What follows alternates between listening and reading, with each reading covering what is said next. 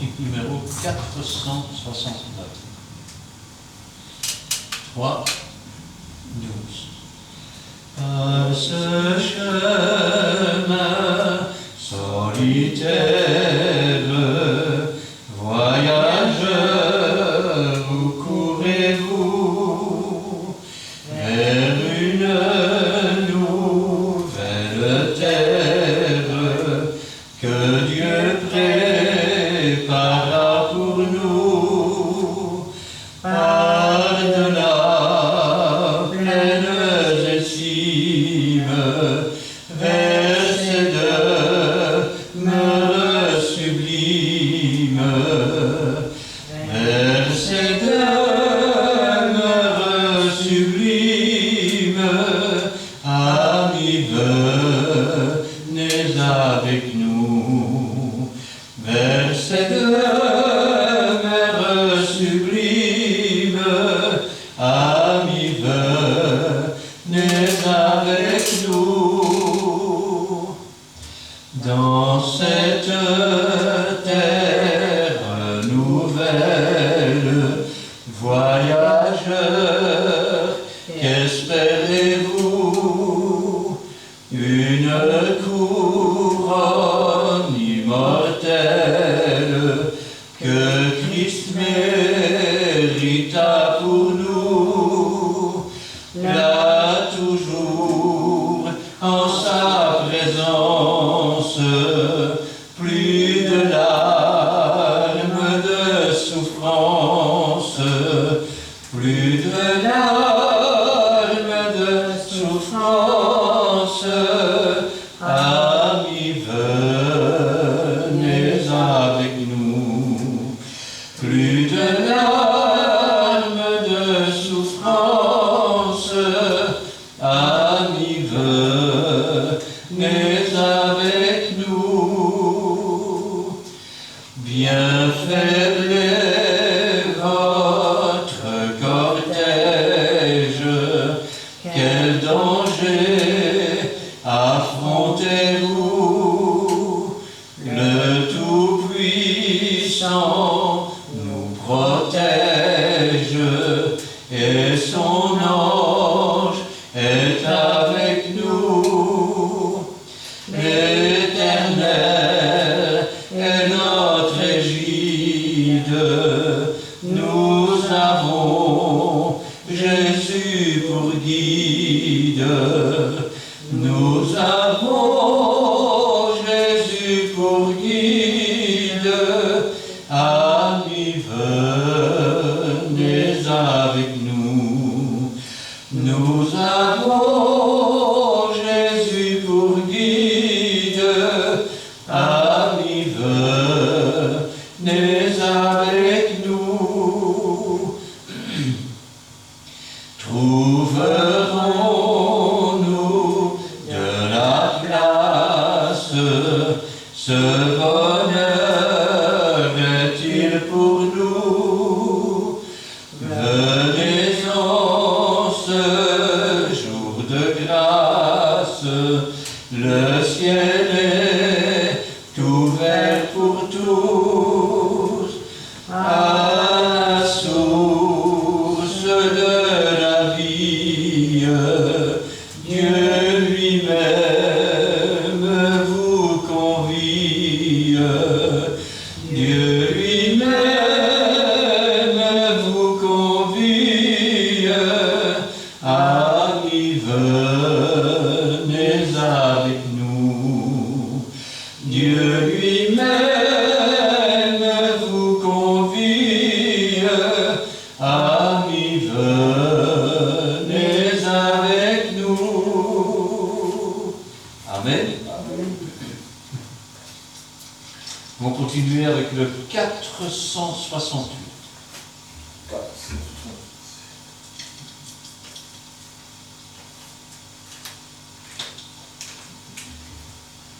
3, 4. Ouvre pour moi le saint livre, lis un récit du Sauveur. Il m'est si doux de le suivre.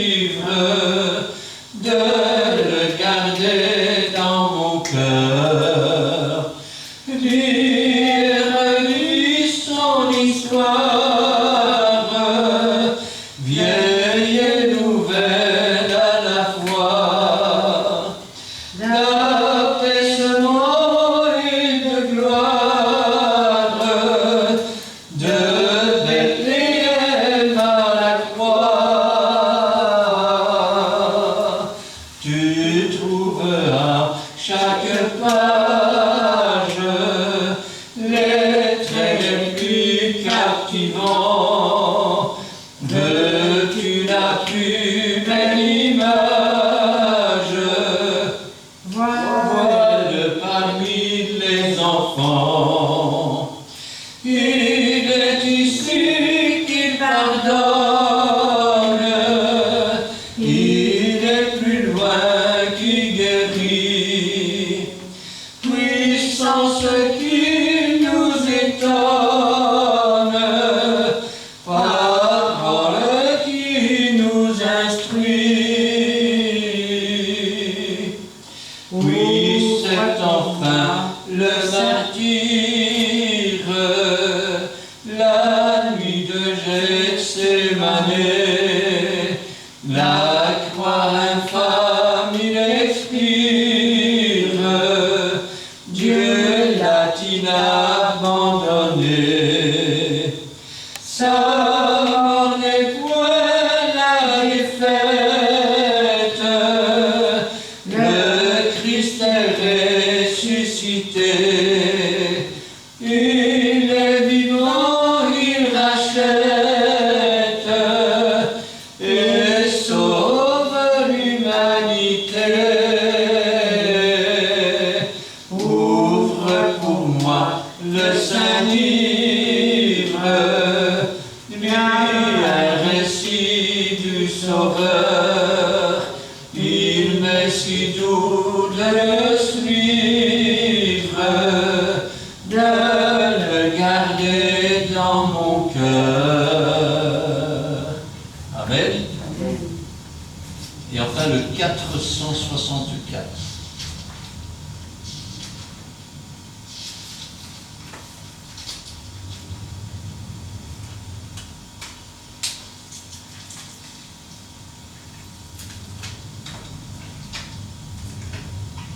Six.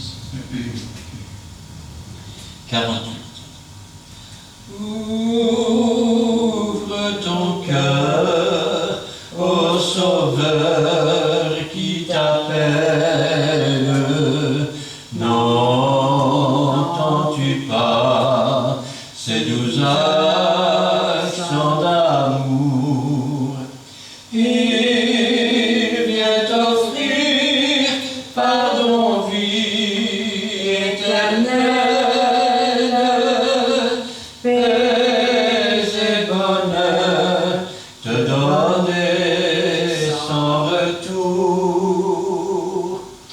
Ouvre ton cœur, car celui qui méprise le sang versé pour un monde pécheur, un jour verra de la cité promise la porte close au suprême malheur.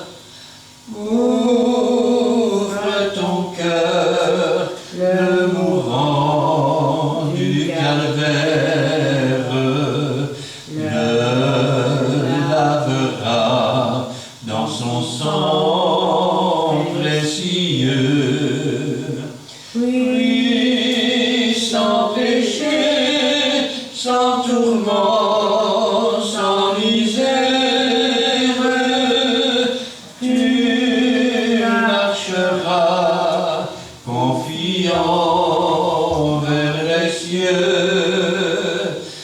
Ouvre ton cœur, Jésus, à l'instant même te dit, mon frère, j'ai souffert pour toi.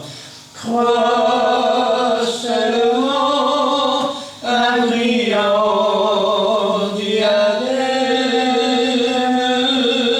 ceindra ton front, tu seras fils de roi. Amen. Ce soir, j'aimerais voir avec vous la suite, bien sûr, de l'histoire de la naissance de Jésus. Et aujourd'hui, nous avons attaqué la venue des mages d'Orient. Alors je vais demander à Gina de remettre la parole du Seigneur entre ses mains et je vous ferai la lecture. Oui Seigneur, merci pour cette parole que tu as préparée aujourd'hui pour ton peuple. Bénis aussi ton serviteur que tu t'es choisi et fasse-le pour que ce soit toi qui parle à travers lui. Dispose nos cœurs afin que nous puissions recevoir entièrement cette parole, l'accepter, la méditer, mais aussi la mettre en pratique. Fortifie-nous, Seigneur, là où nous sommes faibles, et tiens-nous tous dans ta main puissante. Gloire et la puissance soit rendue dans le bon nom de Jésus. Amen. Jésus étant né à Bethléem en Judée, au temps du roi Hérode, voici des mages d'Orient arrivèrent à Jérusalem et dirent: où est le roi des Juifs qui vient de naître? Car nous avons vu son étoile en Orient et nous sommes venus pour l'adorer. Le roi Hérode, ayant appris cela, fut troublé et tout Jérusalem avec lui. Il assembla tous les principaux sacrificateurs et les scribes du peuple et il s'informa auprès d'eux où devait naître le Christ. Ils lui dirent: à Bethléem en Judée, car voici ce qui a été écrit par le prophète. Et toi, Bethléem, terre de Juda, tu n'es certes pas la moindre d'entre les principales villes de Juda, car de toi sortira un chef qui paîtra Israël, mon peuple. Alors Hérode fit appeler en secret les mages et s'enquit soigneusement auprès d'eux depuis combien de temps l'étoile brillait. Puis il les envoya à Bethléem en disant: allez et prenez des informations exactes sur le petit enfant. Quand vous l'aurez trouvé, faites-le moi savoir, afin que j'aille aussi moi-même l'adorer. Après avoir entendu le roi, ils partirent, et voici l'étoile qu'ils avaient vue en Orient marchait devant eux, jusqu'à ce qu'étant arrivée au-dessus du lieu où était le petit enfant, elle s'arrêta. Quand ils aperçurent l'étoile, ils furent saisis d'une grande joie. Ils entrèrent dans la maison, virent le petit enfant avec Marie sa mère, et se prosternèrent et l'adorèrent. Ils ouvrirent ensuite leur trésor, et lui offrirent en présent de l'or, de l'encens, de la myrrhe. Puis, divinement avertis en songe de ne pas retourner vers Hérode, ils regagnèrent leur pays par un autre chemin. Lorsqu'ils furent partis, un ange du Seigneur apparut en songe à Joseph et dit: lève-toi, prends le petit enfant et sa mère, fuis en Égypte, et reste-y jusqu'à ce que je te parle. Car Hérode cherchera le petit enfant pour le faire périr. Joseph se leva, prit de nuit le petit enfant et sa mère, et se retira en Égypte. Il y resta jusqu'à la mort d'Hérode, afin que s'accomplisse ce que le Seigneur avait prononcé par le prophète: j'ai appelé mon fils hors d'Égypte. Alors Hérode, voyant qu'il avait été joué par les mages, se mit dans une grande colère, et il envoya tuer tous les enfants de 2 ans et au-dessous, qui étaient à Bethléem, et dans tout son territoire, selon la date dont il s'était enquis soigneusement auprès des mages. Alors s'accomplit ce qui avait été annoncé par Jérémie le prophète. On a entendu des cris à Rama, des pleurs et de grandes lamentations. Rachel pleure ses enfants. Elle n'a pas voulu être consolée parce qu'ils ne sont plus. Amen. Alors, on va d'abord parler des traditions. Les 3 rois mages, tels que construits par l'Église catholique, n'ont jamais existé. Gaspard, et les autres, je ne sais plus leur nom, Melchior. D'abord, ils n'étaient pas des rois. Ensuite, le couronne ne peut pas se trouver sous la basilique, je vais dire, de Cologne, étant donné qu'ils n'ont jamais été rois, qu'ils n'ont jamais eu de couronne sur la tête, et que c'est un mensonge de plus de l'Église catholique. Ce qui signifie que cette doctrine vient tout simplement du diable. Alors la vérité, elle est où? La vérité, c'est que, nous l'avons vu déjà dans les prédications précédentes, Jésus est bien né à Bethléem, et puis ce sont des petits bergers qui sont venus pour l'adorer. Puis, au 8e jour, Jésus a été circoncis selon la loi, et au 40e jour, sa mère s'est présentée pour sa purification, mais aussi pour le rachat de de son enfant premier-né, qui était de 20 guéras, rappelez-vous. Alors, tout de suite après ce rachat, ils sont retournés où cela? À Nazareth. Et le temps a passé. Combien on ne sait pas. 1 mois, 2 mois, 3 mois? Peu importe. Ce qu'on sait, c'est ce que la Bible nous dit. Jésus étant né à Bethléem en Judée au temps du roi Hérode, voici des mages d'Orient arrivèrent. Ils arrivèrent où? À Jérusalem. Pourquoi? Parce que Jérusalem, c'est la capitale d'Israël. Et donc, ils se sont dit, si un roi est né, c'est à Jérusalem. Et ils vont commencer à demander, où est le roi des Juifs qui vient de naître? Vous savez, quand on dit qu'il vient de naître, ça ne veut pas dire qu'il est né aujourd'hui. Dans le temps, on ne pourrait pas comme aujourd'hui. Quand on dit qu'il vient de naître, il est né peut-être il y a 15 jours, il y a peut-être 1 mois, il y a peut-être 2 mois. Enfin, c'est un nouveau-né, quoi. Et la Bible nous dit, car nous avons vu son étoile en Orient, nous sommes venus pour l'adorer. Alors, que s'est-il passé? D'abord, ils sont en Orient. Il faut comprendre que ce ne sont pas, je vais dire, des mages ordinaires.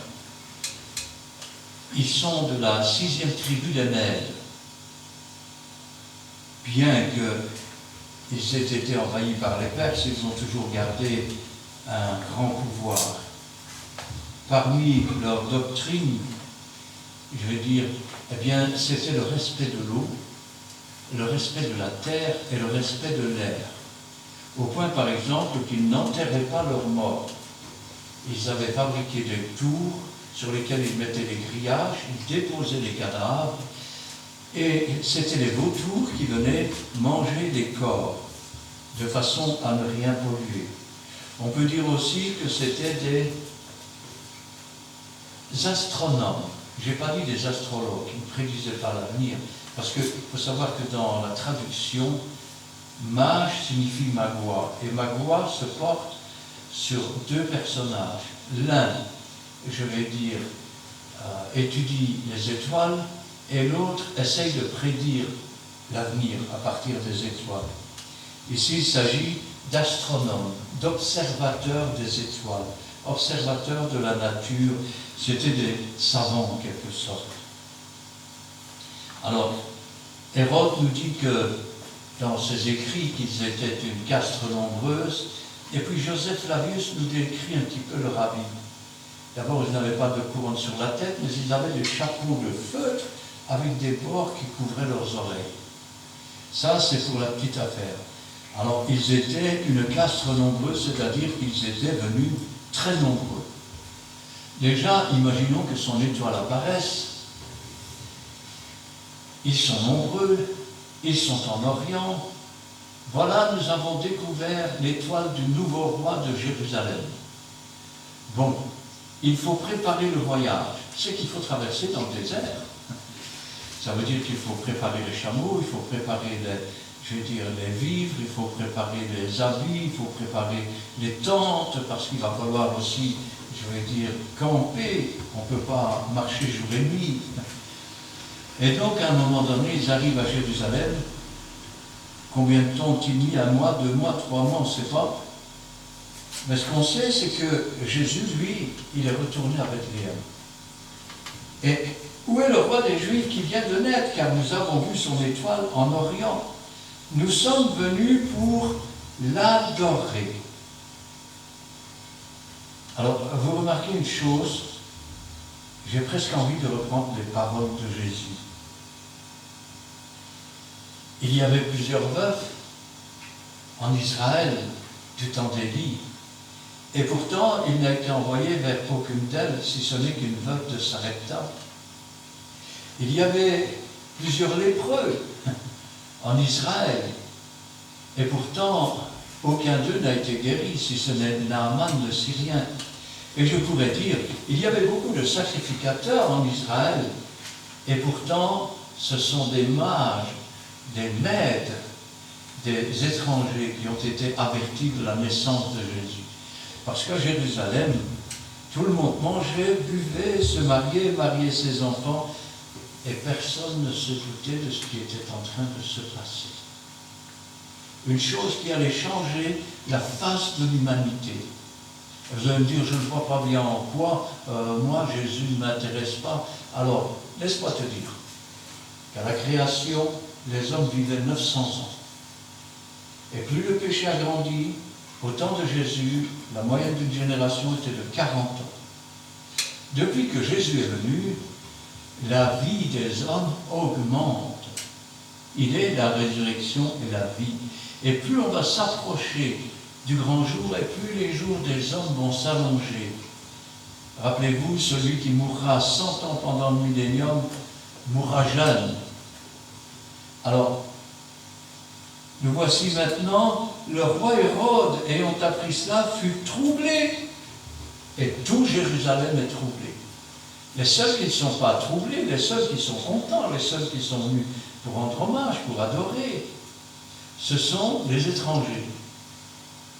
Ce sont des maîtres. Il assembla, donc Hérode, va assembler tous les principaux sacrificateurs, les scribes du peuple, et s'informer d'eux d'où devait naître Christ. Alors, il cherche le Christ, il paraît qu'il est né, dites-moi où est-ce qu'il doit naître. Et bien sûr, les principaux sacrificateurs vont lui répondre, à Bethléem. Et toi, Ephrata, Bethléem, tu n'es certes pas la moindre des villes de Judée, car de toi naîtra un chef qui paîtra mon peuple Israël. Ici, il nous le dit d'une autre manière. Il lui dira Bethléem en Judée, car voici ce qui a été écrit par le prophète. Et toi, Bethléem, terre de Juda, tu n'es certes pas la moindre d'entre les principales villes de Juda, car de toi sortira un chef qui paîtra mon peuple Israël. Alors, Hérode ayant appris qu'il devait naître là-bas, il va faire venir en secret les mages. Et il va s'enquérir soigneusement auprès d'eux depuis combien de temps l'étoile brille. C'est important ça, depuis combien de temps l'étoile brille. Car il veut savoir quel âge a l'enfant. Il vit non pas dans notre temps, où quand on dit j'ai vu une étoile, j'ai pris la voiture 10 minutes après, ou 1 heure après, ou 3 heures après, j'avais fait 500 km et j'étais là. On est dans un temps où on prend le temps de vivre, le temps de marcher. Pas comme aujourd'hui où tout le monde vous dit dites monsieur, j'ai pas le temps. Puis il les envoya à Bethléem en disant allez et prenez des informations exactes sur le petit enfant. Quand vous l'aurez trouvé, faites-le moi savoir afin que j'aille moi aussi l'adorer. Qui peut croire à une chose pareille? Vous savez, on connaît la réputation d'Israël. Il devait naître un sauveur, il est né en Égypte, et ce sauveur a détruit l'Égypte. Eh oui, quand Moïse est venu et qu'il est sorti avec le peuple, eh bien, c'était fini, il n'y avait plus d'Égypte. Et l'Égypte ne s'est jamais relevée. Alors, il est évident que si maintenant il y a un nouveau roi qui est né, la tête même d'Hérode est en danger, ainsi d'ailleurs que ses successeurs. Alors quand il dit pour aller l'adorer, nous devrions plutôt dire pour aller le massacrer. Après avoir entendu le roi, ils partirent. Alors au départ, ils se sont dit, bon, on va aller voir avec Bethléem alors. Mais quelque chose s'est passé. Parce qu'en Orient, ils ont vu l'étoile et ils ont compris, par la puissance du Saint-Esprit, qu'un roi venait de naître, le roi des Juifs. Ils viennent donc à Jérusalem, ce qui veut dire qu'ils ont été d'après leur instinct. S'il y a un roi, c'est à Jérusalem. Mais maintenant, Hérode leur dit, allez à Bethléem. Et là, il va se passer quelque chose. Voici l'étoile qu'ils avaient vue en Orient marcher devant eux. L'étoile va marcher devant eux. Donc, ils ne vont plus suivre les directives d'Hérode, mais ils vont suivre l'étoile. Car c'est l'étoile qui les conduit à l'endroit où se trouve l'enfant. Jusqu'à ce qu'étant arrivée au-dessus du lieu où était le petit enfant, elle s'arrêta. Nous voyons donc que ça n'a rien à voir avec les directions qui avaient été données. Quand ils aperçurent l'étoile, ils furent saisis d'une très grande joie. Ils entrèrent dans la maison, et vous remarquez qu'il n'est pas dans une étable. Il est dans la maison. Parce que s'il est vrai qu'il est inscrit dans la Bible, et toi, Bethléem, terre de Judée, ou Bethléem Ephrata, tu ne cesses pas la moindre des villes de Judée, car de toi naîtra un chef qui paîtra mon peuple Israël.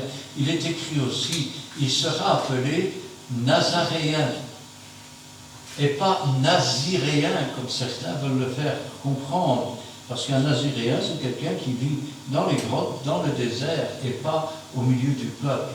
Par contre, il était bien de Nazareth. Et ainsi, il sera appelé Nazaréen. Dans la maison, ils entrèrent dans la maison, virent le petit enfant, Marie, sa mère, et se prosternèrent et l'adorèrent. Ils étaient une caste nombreuse. Je pense que les gens dans le village ont dû dire, tiens, qu'est-ce qui se passe? C'est quoi tous ces gens, tous ces étrangers? Ils ouvrirent ensuite leur trésor et lui offrirent en présent de l'or, de l'encens et de la myrrhe. Les 3 cadeaux que l'on offre, je vais dire un roi, un prince, et le parfum c'était pour embaumer son corps, l'encens c'était pour l'adoration, et l'or c'est l'apanage des rois. Puis, regardez bien, puis, divinement averti en songe de ne pas retourner vers Hérode.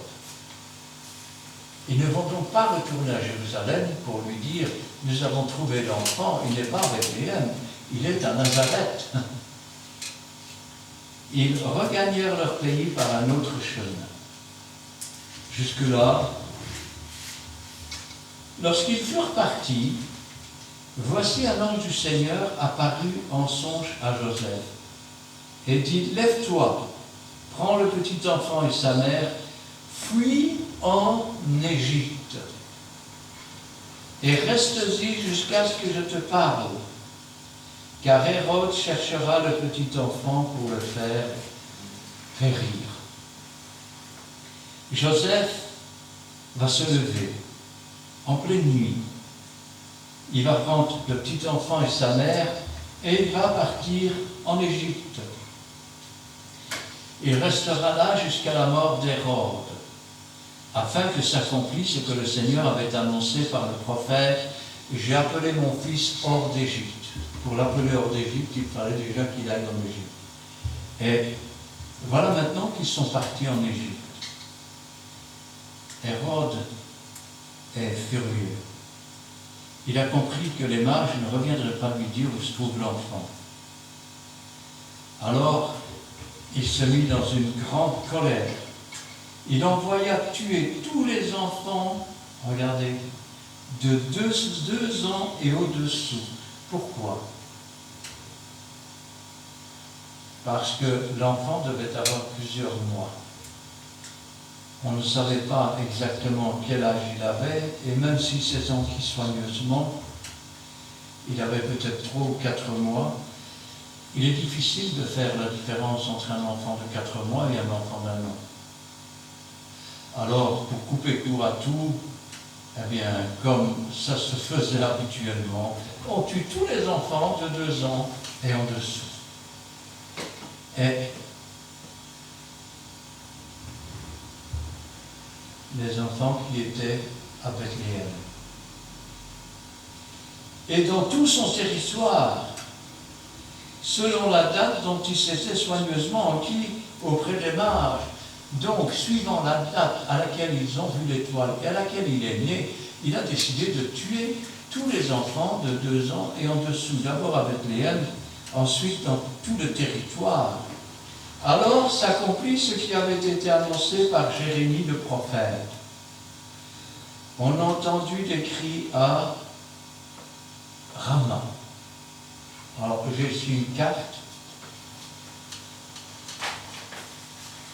Vous avez Jérusalem qui est ici. Vous avez Bethléem qui est là. Vous remontez jusqu'à Jérusalem. Vous partez par là et vous avez Ramla. Et vous remontez jusqu'à Nazareth. On a entendu des cris, des pleurs à Rama. C'est Rachel. Pourquoi sont-ils allés tuer les enfants à l'opposé de Bethléem? Bethléem se trouve d'un côté, Rama se trouve de l'autre. Pourquoi sont-ils allés de l'autre côté? Parce qu'au fur et à mesure qu'ils ont tué les enfants à Bethléem, certains leur ont dit, il n'est pas venu jusqu'ici. Et d'autres ont peut-être dit, on les a vus aller en direction de Rama. C'est la route qui remonte vers Nazareth. Ils ont suivi l'étoile. Et quand il a été au courant de cela, il a fait mourir tous les premiers-nés à Rama. Ainsi la prophétie de Jérémie le prophète s'accomplissait. On a entendu des cris à Rama, des pleurs, des grandes lamentations. Rachel pleure ses enfants. Elle ne veut pas être consolée. Il a tué ses enfants. Quand je pense à cela, je me dis, Seigneur, fallait-il vraiment que le diable soit déchaîné? Fallait-il vraiment qu'il sente sa fin approcher pour essayer de tuer l'enfant? Il ne se contentera pas d'essayer de le tuer quand il est bébé. Et non, ce serait trop facile. La première fois où Jésus va entrer dans une synagogue, ils vont essayer de le jeter en bas d'une falaise. Mais Jésus va passer au milieu d'eux, son heure n'était pas encore venue. Plus tard, sur la croix du calvaire, ils crieront « Crucifie, crucifie, crucifie !» Mais lorsque Jésus sera crucifié, le diable a compris son erreur, sa puissance est en train de faiblir, sa tête est en train d'être écrasée sur le mont du calvaire, la tête du serpent. Et là, poussés par l'esprit malin, certains diront, si tu es le Fils de Dieu, descends ta croix, nous croirons en toi. Nous voyons que la vie de Jésus n'a pas été une vie simple. Ça a été d'abord une conception au milieu d'un couple qui s'était divisé à cause de cela. Nous avons vu ensuite que Marie est allée vers sa parente. Puis elle est revenue et Joseph a reçu l'instruction de la prendre pour femme, mais il ne la touchait pas. Chez nous, on dirait que c'est un mariage blanc.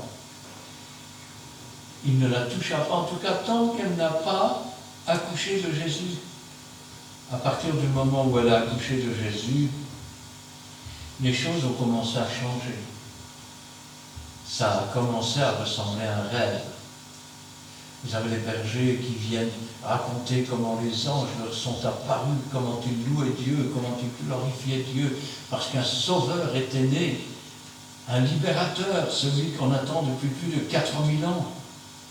Puis, 40 jours plus tard, quand ils vont le porter au temple, vous avez Siméon là qui dit « Maintenant tu laisses aller ton serviteur en paix, car mes yeux ont vu ta gloire, la gloire d'Israël. » Et puis, après cela, les mages qui viennent d'un pays étranger, d'un pays lointain, et ils viennent apporter des trésors au Fils de Dieu. Ils viennent l'adorer. Oh, je sais, chez les témoins de Jéhovah, on vous dit que seul Jéhovah est adoré, mais il est écrit dans la Bible, en parlant du premier-né, que les anges l'adorent. Il est donc Jéhovah, que vous le vouliez ou pas. Alors, messieurs les catholiques, je suis désolé pour vous, maintenant tout le monde saura que vous êtes des menteurs. Gaspard, Melchior et Balthazar n'ont jamais existé. Par contre, il y a réellement eu des mages. Si vous vous en étiez tenus à la vérité, mais dans toutes les choses que vous faites, vous ajoutez toujours du mensonge. Maintenant, Jésus est parti en Égypte. Il va y partir jusqu'à ce qu'Hérode fût mort. Alors, Joseph va recevoir des instructions pour revenir. Ils sont revenus dans le pays d'Israël, mais quand ils ont appris qu'Archélius régnait sur la Judée à la place d'Hérode, son père, il a craint de s'y rendre. Et divinement averti en songe, il se retira dans le territoire de la Galilée. Et il vint dans une ville appelée Nazareth. Amen. Amen. Nous allons prier. Éternel, notre Dieu, notre Père, nous te louons, nous te rendons grâce. Béni sois-tu et gloire à toi, louange te soit rendue. Encore ce soir, Seigneur, ta parole est la vérité et la vie. Elle nous montre, Seigneur, que tu avais choisi ces mages qui venaient d'un pays étranger. Nous retrouvons cela dans toute ta parole. Même le jour de la Pentecôte, c'était des gens pieux qui venaient, et juifs qui venaient, mais de toutes les nations, pas ceux qui habitaient à Jérusalem ou en Israël. De même, Jérusalem était dans l'étonnement d'apprendre qu'un roi venait de naître, alors que ce sont des étrangers qui sont venus. Même quand Israël est parti en déportation, vous aviez ceux qui étaient en déportation, qui manifestaient la gloire, la puissance et les miracles de Dieu, alors que ceux qui étaient restés en Israël étaient corrompus. Tu nous montres une fois de plus, Seigneur, que ta bonté et ta miséricorde, Seigneur, s'étend à toutes les nations. Et qu'ainsi, Seigneur, c'est vrai que tu avais choisi cette veuve de Sarepta ou ce général syrien pour être guéri de sa lèpre. Et là, Seigneur, tu as choisi des mages, des magouins, des gens médo-perses de la 6e tribu. Et ils sont venus à la révélation que tu leur as donnée. Et ils ont cherché. C'est toi, Seigneur, qui as dû chercher et trouver. Et ils ont trouvé l'enfant. Parce que l'étoile les a conduits jusqu'au-dessus de la maison. C'est toi aussi, Seigneur, qui les a avertis de ne pas retourner par le même chemin. Car Dieu savait ce que Hérode voulait lui faire. C'est toi aussi, Seigneur, qui a averti Joseph de partir en Égypte. Car tout était écrit dans ta parole. Et Jérémie l'avait dit, j'ai appelé mon fils hors d'Égypte.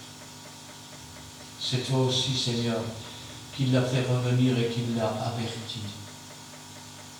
Et à nouveau, Seigneur, ils sont retournés s'installer à Nazareth. Selon la parole de l'Écriture, il sera appelé Nazaréen. Nous te louons, nous te rendons grâce, Seigneur, parce que pendant que le prince du monde et le monde voulaient faire mourir le Sauveur, le Rédempteur, toi, Seigneur, tu l'as gardé. Nous montrons ainsi, Seigneur, que ta droite puissante est capable de garder chacun de tes enfants, de les avertir, car tu as mis l'ange de l'Éternel qui campe autour de nous et qui nous arrache au danger. Cette venue, c'est le plus grand événement qui ait jamais eu depuis que la terre existe, depuis que l'homme est sorti du jardin d'Éden. C'est le salut retrouvé, c'est le retour à la maison, c'est la réconciliation avec Dieu notre Père, c'est entrer à nouveau dans la famille de Dieu. Nous qui étions errants, nous qui étions étrangers, nous qui étions malheureux, aujourd'hui nous sommes étrangers sur cette terre.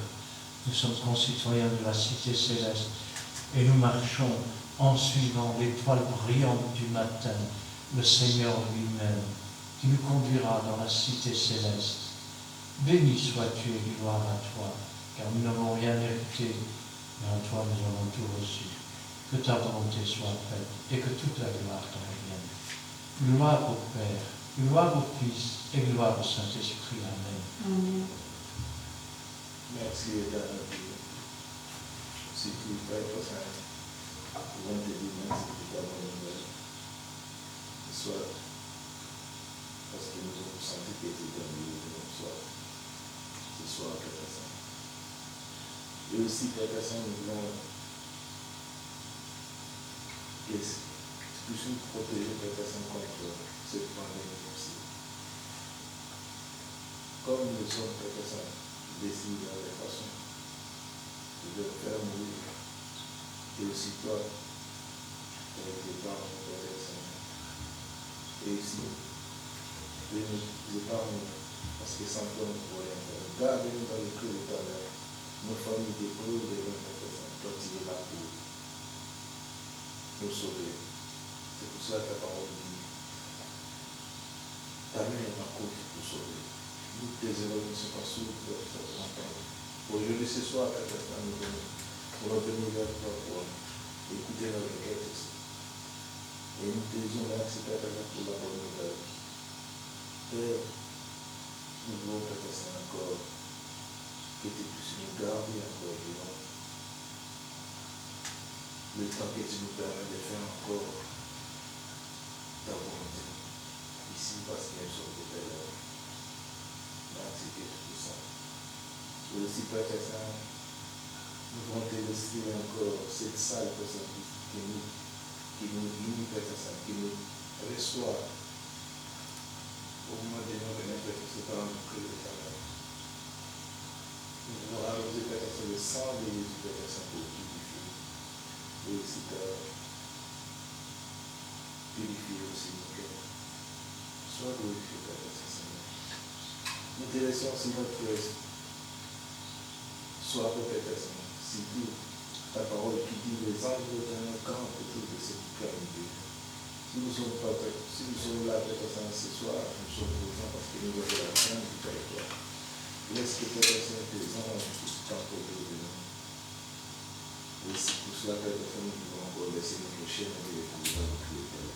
Sois notre fille, sois notre refuge contre le diable. Père, nous te bénissons, nous te sanctifions, Père Saint, pour des projets que tu as créés et des projets que tu prévois, Père Saint, pour tout et chacun, Père Saint, qui vient vers toi, qui manifeste sa fidélité envers toi, Père Saint. Merci, Dieu Tout-Puissant. C'est pour ça que nous pouvons te donner cette prière dans le nom précieux de Seigneur Jésus-Christ, notre Sauveur. Amen. Amen. Merci Seigneur pour cet instant béni grâce à ta présence. Merci pour ta parole de ce soir qui est vraie et nous lançons notre sentier. Et c'est vrai que à travers l'évangile de Matthieu 2, où tu nous relates le récit de la venue des anges de l'Orient qui ont suivi l'étoile pour trouver l'enfant né, notre Seigneur, notre Sauveur. Nous voyons que tu l'as protégé. Et tu as parlé à Joseph aussi pour qu'il le sorte avec Marie, qu'il parte hors d'Égypte aussi pour le protéger. Et pour cela, nous te disons merci. Car comme tu as protégé notre Seigneur Sauveur, Jésus-Christ, tu nous protèges encore à l'heure actuelle. Nous qui étions pécheurs, nous qui étions errants dans le péché, tu as fait de nous de nouvelles créatures. Nous sommes des enfants de Dieu. Nous sommes venus dans ta famille et tu nous as appelés enfants de Dieu. C'est un honneur de faire partie de ta famille. C'est un honneur d'être appelé enfant de Dieu. Et nous savons que tu n'es pas changé. Tu es toujours le même hier, aujourd'hui et éternellement. car comme tu protèges, comme tu as protégé l'enfant né, tu nous protèges quand nous sommes dans les tourments. Tenez autour de nous des anges, afin qu'ils nous délivrent, qu'ils viennent à notre secours, qu'ils nous délivrent des tourments. Et pour cela, mon âme te loue, te bénit, te rend grâce, et te remercie de tout ce que tu fais. Car tu nous aimes tous d'un amour éternel, et tu veux ce qu'il y a de meilleur pour chacun de nous. Merci, mon Dieu, d'avoir envoyé ton Fils bien-aimé sur cette terre, non pas pour nous juger, mais pour nous sauver. Donne-nous, Seigneur, de rester fidèle en toutes choses, Seigneur, de mettre en pratique tes préceptes, tes commandements, tes lois, et de veiller à ce que nous appliquons comme tu le désires, ta parole, qui est vraie, qui est dans notre sentier. Apprends-nous à t'obéir, comme on veut, dans les petites choses comme dans les grandes choses. Apprends-nous à nous humilier davantage, nous sanctifier comme tu le désires, afin de marcher dans ce chemin que tu as tracé pour chacun de nous, un pas à la fois, mais de mieux en mieux. Merci pour ton amour, ta bonté, ta fidélité.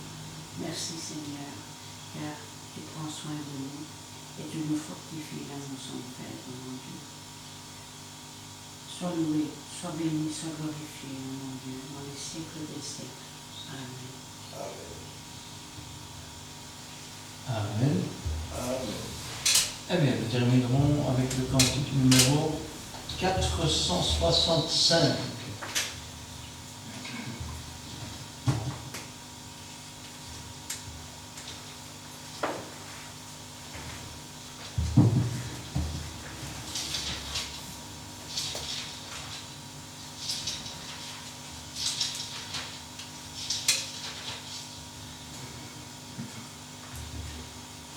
Six, 48.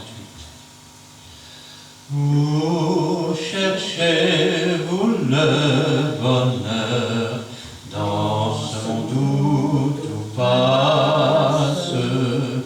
Avez-vous dans votre cœur pour Jésus une place? À votre porture se tient sans se lasser, il revient pour Jésus, votre Sauveur. N'avez-vous point de place? N'avez-vous point de place? N'avez-vous point de place pour Jésus, votre Sauveur? N'avez-vous point de place? S'il a souffert, c'est pour vous, ô merveilleuse grâce. Lorsqu'il luttait à genoux, Dieu lui voilant sa face, à de sa sublime croix, n'entendez-vous pas la voix qui vous dit, pauvre pécheur, n'as-tu donc point de place? N'avez-vous point de place?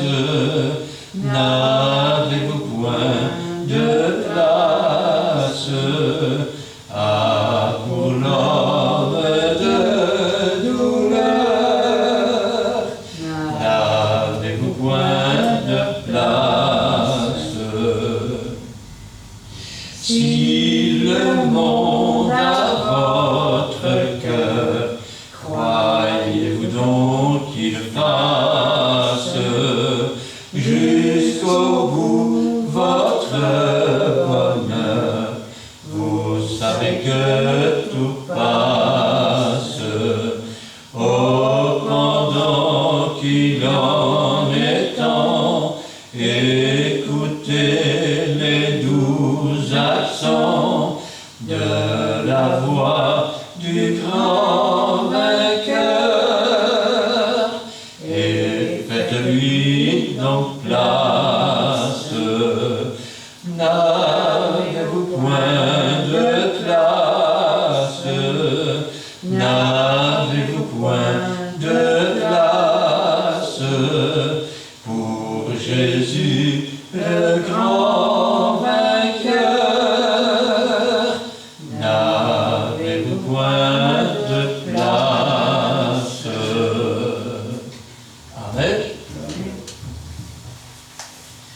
Que l'Éternel te bénisse et qu'il te garde. Que l'Éternel fasse luire sa face sur toi et qu'il t'accorde sa grâce.